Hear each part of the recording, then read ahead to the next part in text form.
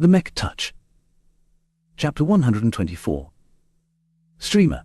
His Mech broker's prediction came true, once again proving that she knew her business. At the end of the week, Vess sold more than 20,000 virtual mech. Most of his customers came from the Republic, curious to see what a mech designed by a fancy apprentice to a mystical master looked like. Overall, his customers appreciated the young blood. They called it a hidden gem and an underrated mech. His sales received a second boost when the variant's only gold label mech got resold someone else, who proceeded to donate the machine to a fairly popular streamer. Emily Norford, known online as M-Star, made a living out of streaming her performance in games like Iron Spirit. Though she was a potentate, her aptitude scores placed her on the lower end of the scale. No one except pirates wanted to sign her on as a mech pilot, so she turned to Iron Spirit to satisfy her mech cravings. Due to her inconsistent controls, her performance dilly-dallied between Gold and Silver League, which was rather low for a girl in her early 20s. She nonetheless attracted a major following of viewers and fans. Each time she streamed from her personalized simulator pod from home, she earned thousands of credits in donations.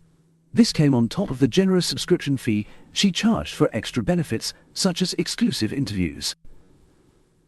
The reason why Emily attracted so many viewers was simple. She was hot. Her genetic aptitude for piloting mechs might come up short, but she certainly won the lottery when it came to looks. Even without any makeup, she always attracted everyone's eyes. She ruthlessly took advantage of this and invested into gaming. Nowadays, M-Star consistently ranked in the top 100 in the Bright Republic. She might be nothing special outside her state, but the locals all found her to be an adorable player.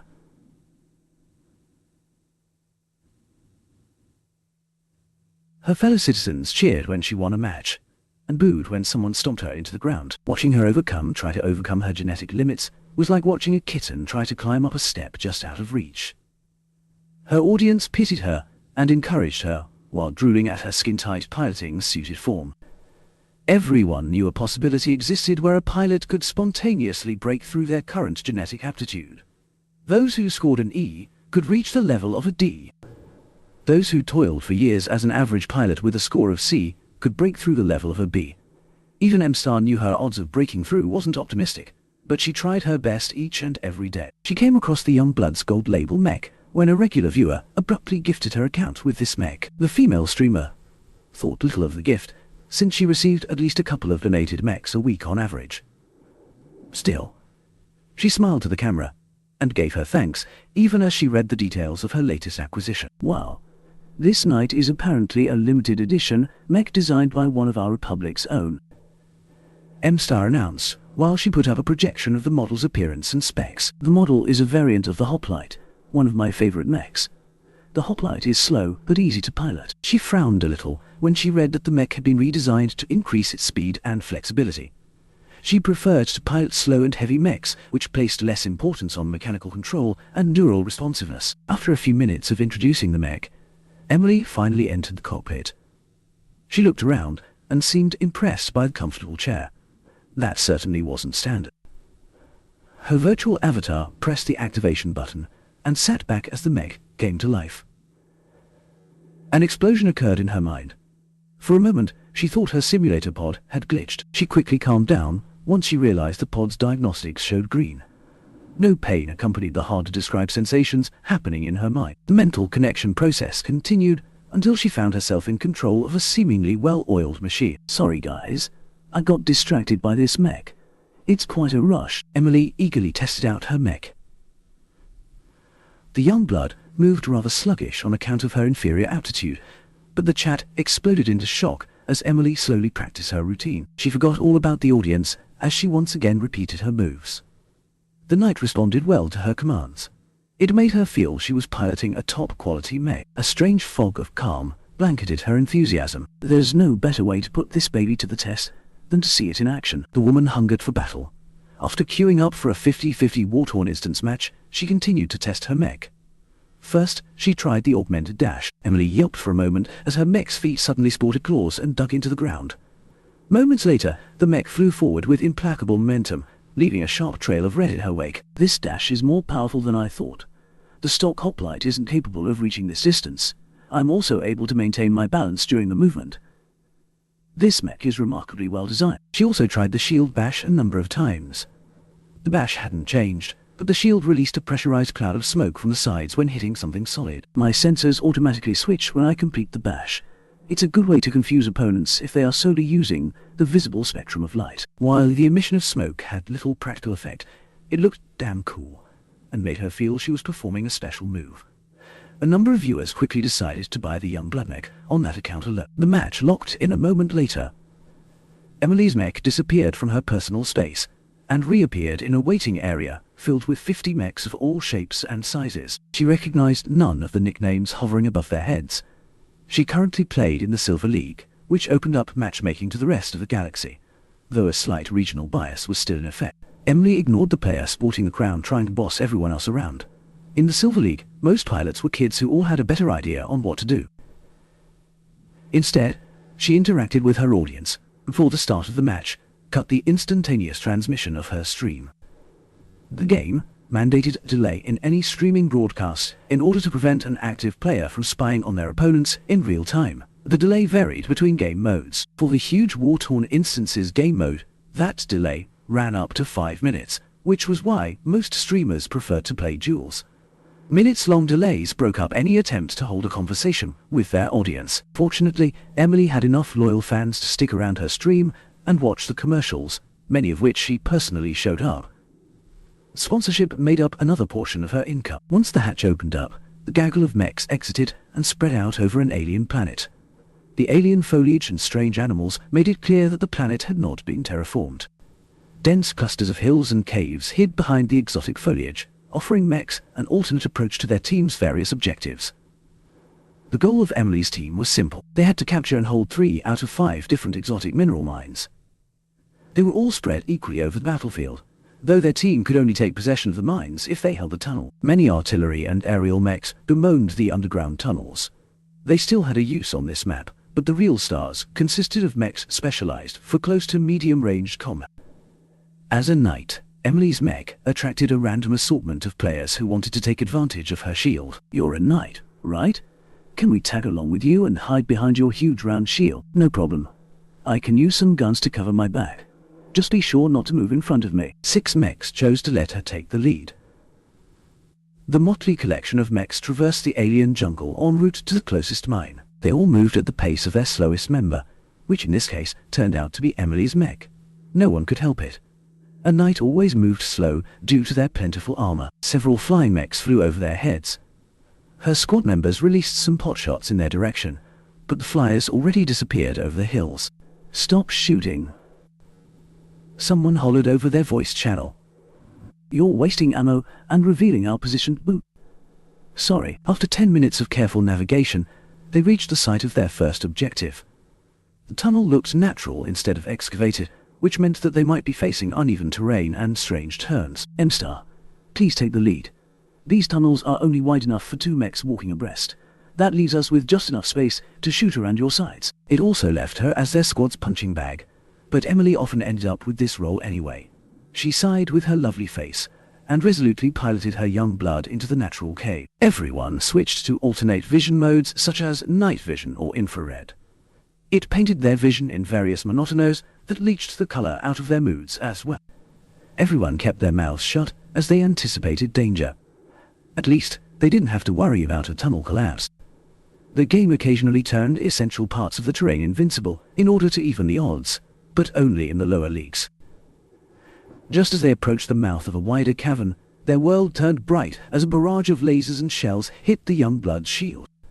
The heavy shield held up against the barrage, though the yellow lotus flower painted onto its surface lost half of its petals. I'm counting 4 heat signatures. There's another one activating close. It's a heavy knight. Emily's entire squad cursed their luck. The heavy knight conveniently blocked the mouth of the tunnel like a cork in a wine bottle. Without eliminating this heavily armed mech, they stood no chance in taking the mine. They're 1 mech short compared to us. We can still make it through, Emily said, trying to motivate her squad members in committing to the assault. Are you crazy? Our weapons have no chance of punching through their shield. If we can't break through our enemy's front, then let's go take them out from behind. Normally, Emily might vacillate along with the rest. Somehow, her usual panic was nowhere to be seen. Instead, she piloted her knight like a veteran, and responded to the situation with the ease of a professional. Her viewers who watched her stream on delay praised her uncharacteristic decisiveness when she resolutely jumped into the fray. A second volley of beams and projectiles impacted her shield. The damage ruined its top layer but did affect anything else. The young blood jogged its way forward as fast as possible, while her squad members belatedly followed behind her. They began to return fire, which largely splashed ineffectually against the enemy knight's oval shield.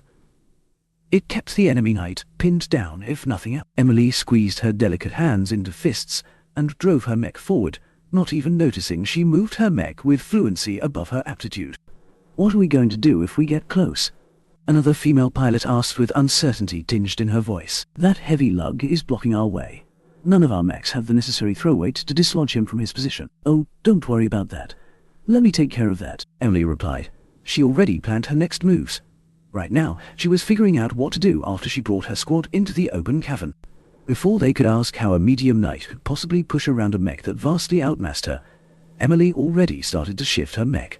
The young blood raised its sword over its head, as if preparing to chop the enemy in front. In response, the heavy knight raised its oval shield higher, in order to cover its head. "Just as planned," she called, and bent her mech's legs. The young blood accumulated a substantial power in its oversized leg muscles. The artificial muscles creaked when subjected to pressure. The mech also oriented its torso, so that its shield faced the side, ready to be brought up to the front. Emily mentally counted down until she reached 0. Her mech turned into an enormous blur as it took off from standstill. The red streak of vapor partially obscured everyone's sights as the young blood dove towards the unsuspecting heavy knight. The heavy mech did not expect its opponent to enter his range this quickly. The pilot lacked the mental preparation to do anything else but keep up the shield. The young blood did not slow down and attack its opponent with a sword. Instead, it bashed its round shield against the larger oval shield of its adversary. Like the mech itself, the shield moved faster than it ought to, and the yellow smoke emitted from the shield sowed further confusion. If the heavy knight properly braced for a full collision, then it might have only skidded a little backwards. Instead, the rapid speed in which the young blood moved caused the unprepared mech to stumble several steps away. Though the mech sustained little damage, the collision succeeded in rattling the pilot. Though Emily's mech received some form of damage to its shield arm, the young woman already executed her next steps. Her mech's strengthened legs halted the rebound, and allowed the brand new knight to move past its opponent's flanks. The heavy knight belatedly tried to slash Emily's mech, but only bounced off its battered shield. "Shoot the heavy. Now, you're still in our line of fire. Do it." Emily's allies reluctantly fired at the heavy knight, wary of accidentally hitting her mech. The young blood ignored the risks of friendly fire, and instead weaved around the heavier knight, looking for an opportunity to threaten its vulnerable rear. The opposing ranged mechs followed suit with even greater care. The medium mech moved fast enough that their shots risked going wide and hitting their ally. The assault from multiple angles confused the heavy mech. It didn't know which side to face its shield, and its allies' near misses also added to the chaos. The pilot eventually decided to use the oval shield to block the enemy fire. "Big mistake," Emily said as her eyes sparkled with the gleam of a correct prediction. Her mech's powerful legs allowed it to shift its direction at a sharp angle, almost coming up to the heavy knight's flank before its pilot could bring up its sword. Emily's first attack crashed against the flat of the heavy knight's blade. While the heavy successfully fended off the attack, the force behind the blow caused it to stagger just a tiny bit. This gave Emily an opening to slip her mech's sword past her opponent's weapon and puncture the mech. Her sword only sunk in shallowly as the heavy knight's armor was not for show. Emily frowned a bit. For a moment, she expected the stab to sink into her opponent's armor and draw blood. Shaking her head, she regained her composure and struck again and again, this time going for speed instead of power. The heavy knight did a decent job in fending off the flurry of attacks. Emily did her best to get past the heavy knight's guard, all the while withstanding the raking strikes from its allies with the round shield. The fight turned into a mirrored battle of attrition, but Emily knew her mech would break first. The young blood's shield couldn't last as long as the oval shield. With decisive deliberation, she stopped defending against the lasers and shells that targeted her mech and swirled her mech around. The round shield emitted another burst of yellow smoke as it crashed against the heavy knight's sword arm with augmented force. Despite the brief wind-up, the bash successfully pushed away the sword, allowing Emily to stab underneath the enemy mech's armpit. Only a limited amount of armor protected the vulnerable joint. The young blood sword succeeded in punching through, though the sheer amount of components inside halted its advance shortly afterwards. While the arm remained functional, the limb lost a substantial amount of power and speed. The heavy knight found itself unable to keep up with the young blood's follow-up attacks. Emily systematically dismantled the heavy mech like a butcher slaughtering a pig. The heavy knight completely forgot about its comrades and let itself be pushed out of the way. "Go on, get inside this cave and hunt down the others," Emily yelled to her squadmates. "Let me take care of this knight." She maintained her assault on the heavy knight, which responded by putting up its near-indestructible shield. Like a turtle retracting into its shell, the heavy knight gave up the chance to win and sought to last as long as possible. Emily obliged her opponent by continuing to hammer against its shield. Bit by bit, the oval shield started to crack. She didn't expect to break it on her own. Instead, she kept her opponent in place while her squad used their superior numbers to demolish the remaining enemies. After losing 2 of their own, her squad members returned to finish off the heavy knight. The poor mech tried to hug the cavern walls and hide its profile behind its shield. Everyone laughed as its shield couldn't cover its fat and bulky chassis. "Good work, M-Star." A mech slid over from the side and planted its feet on the heavy knight's wreck. "This tough bastard is a hard nut to crack. I'm surprised your mech is able to push this beast a few steps back. Did you plan all that, or did you just roll with whatever came to your mind?" "I don't know," she admitted. For some reason, she felt empowered while she piloted this mech. Most of her difficulties in controlling her mechs became muted this time ever since she entered the virtual cockpit. Emily felt as if she received a blessing. She performed all of her limited sword moves with more assurance and speed than before. Even her viewers who watched the previous battle on delay admired her increased fluency. Even more viewers started to take a second look at the young blood. There must be something about the mech that turned a bad pilot into a decent killing machine. As for Emily, the remainder of their squad successfully occupied their mine. Due to its proximity to their headquarters, the enemy team never mounted an assault to take it back. They focus instead on maintaining their grip on their 3 nearest mines. Eventually, Emily ordered all the other mechs to leave the cave and let her stay behind. "The assault on the 3rd mine isn't going well. They need your firepower. What if the enemy diverts a squad to this mine? You won't be able to beat any squad that comes in your way." "They won't come," Emily said with conviction. "They already lost a bunch of mechs. They can't afford to lose another squad of mechs." Reluctantly, they parted and went their separate ways. The young blood stood quietly as it stood in the dark. No one else kept Emily company except her own mech. Her pressing heartbeat slowed down. She breathed evenly. Coming back from her combat high took a lot of effort. Emily invested a lot more into the battle than she thought. The reinforcements turned out to come at a very helpful time. The ranged mechs had circles around and attacked the enemy mine from an alternate tunnel. They struck in coordination with the main assault force. The defenders received a nasty shock when their reserve endured several painful volleys and unprotected flank.